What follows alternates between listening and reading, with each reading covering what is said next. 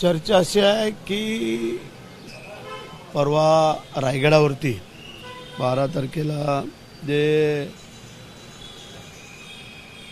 पुण्यतिथीचा कार्यक्रम होता त्या दिवशी अमितभाई मुख्यमंत्री दोन्ही पण एकत्र झाले होते. कार्यक्रम केला, सुतरवाडीला गेले, तिथं भोजन केलं आणि ते निघून गेले. तिथपासून मी माझ्या मतदारसंघामध्ये होतो, त्यामुळे मला काही साहेबांशी चर्चा करता आलेली नाही. आज आमची भेट होईल तेव्हा मी साहेबांना विचारल काय चर्चा झाली किंवा काय, एवढं मी विचारू शकतो. वातावरण आहे आणि मला वाटतं ह्या महिन्याच्या एंडिंगपर्यंत हा तिढा सुटल असं दिसतंय. हा राहायला पाहिजे म्हणून तर एवढे दिवस चालले ना, शिवसेनेकडे राहायला पाहिजे म्हणूनच हे सगळं इथपर्यंत थांबलंय आणि ते होईल अशी आम्हाला खात्री आहे. हा झालं माझं वैयक्तिक बोलणं. ते असं झालं की 9 जूनला तिथीप्रमाणे राज्याभिषेक सोहळा रायगडावरती होणार आहे.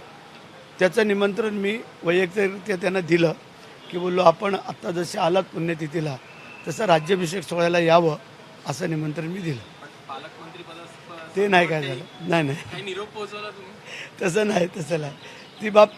ती वेळ नव्हती तसे बोलण्याची, ते मी बोललो नाही. मी फक्त निमंत्रित केलं त्यांना. कार्यकर्ते कुठेतरी आपल्याला ठाम पाहायला मिळतात, आक्रमक भूमिका देखील या संदर्भात. ठीक आहे, जे प्रेम आहे ते ओपन उघड करतायत की बरेचसे सगळ्यांना हवासा वाटतोय म्हणून कदाचित ते बोलत असतात. आज भेट झाल्यानंतर नेमका कुठपर्यंत गाडी आलेली आहे? हा ते आम्ही साहेबांना विचारू शकतो की साहेब काही चर्चा झाली का, इथपर्यंत विचाराल. शेठ, निलंबित जे पोलीस उपनिरीक्षक रणजित कासले आहे त्यांनी आता महाराष्ट्र पोलिसांनाच आव्हान दिलेलं आहे की बीडचा आता गुन्हा दाखल झालेला आहे माझ्यावर, आता मला पकडूनच दाखवा तुम्ही, असं उपनिरीक्षक म्हणतात जे निलंबित झालेले आहे.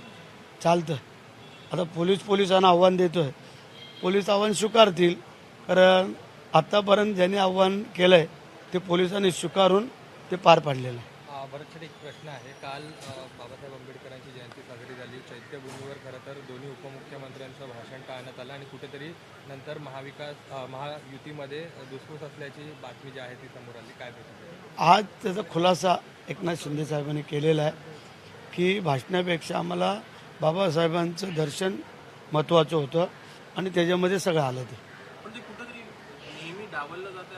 असं नाही होतं, वेळे अभावी किंवा काय थोडं पाठीपुढे केलं जातं, असं काय नाही.